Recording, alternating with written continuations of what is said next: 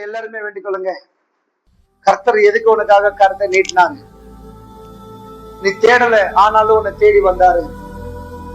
நீ பார்க்கல, ஆனாலும் உன்னை பார்க்க வந்தாரு. நீ அவர்கிட்ட கேட்கல, ஆனாலும் அவர் உன்கிட்ட வந்தாரு. இவ்வளவு பெரிய கடவுள் என்னன்னு பாத்தீங்களா? உன்னோட பக்தி வாழ்க்கை கிடைக்கிறதுக்கு எது வந்தாலும் தள்ளி போடு. எது வந்தாலும் யாருங்க நினைச்சாலும் பரவாயில்ல, தள்ளி விட்டு நீ பரிசுத்தமாக இருந்தாதான் கர்த்தருக்கு பிடிக்கிற சொன்னா உன்னோட ஸ்டைலே மாத்து. உன்னோட ஸ்டைல் மாத்து.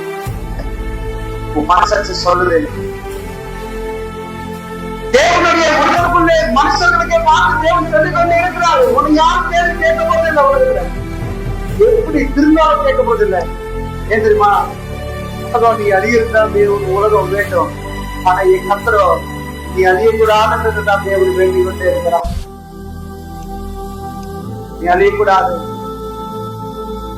ஒரு மாற்றம் வரணும். மாற்றம் வரட்டும். உண்மை கஷ்டம் வேண்டாம். பார்த்தான பார்க்க இல்ல இல்ல செஞ்ச தேவனுக்கு பயபக்திய வாழு. நீதான் கர்த்தருக்கு பிடிக்கிற மனுஷன். உனக்காக தான் தேவன் கரத்தை நீட்டுகிறான். உன்னை எதுக்காக நீட்டினாரா? எதற்காக நீட்டினாரா? ரட்சிக்கிறதுக்காக நீட்டினார். இரண்டாவது எதுக்காக நீட்டினாரா? பாவங்களை அழிக்கிறதுக்காக நீட்டினார். அசுத்தமா இருக்கிறதுக்கு தேவன் பிடிக்காதனாலே தேவன் உன்னை ரட்சிக்கவே கரங்களை நீட்டினார். கவனத்தோடு இருக்கு. பாதாளம் ஒண்ணு இருக்கு.